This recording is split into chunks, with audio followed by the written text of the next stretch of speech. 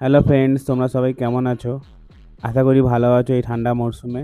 অনেক দিন ধরেই প্ল্যান ছিল একটা ফ্রাই প্যান কিনবো ভালো, এবং সেটা স্টেনলেস স্টিলের কিনবো। কিন্তু স্টেনলেস স্টিলের যে প্রবলেমটা হয়, যেটা আমরা দেখেছি যে নর্মালি নন স্টিকি হয় না।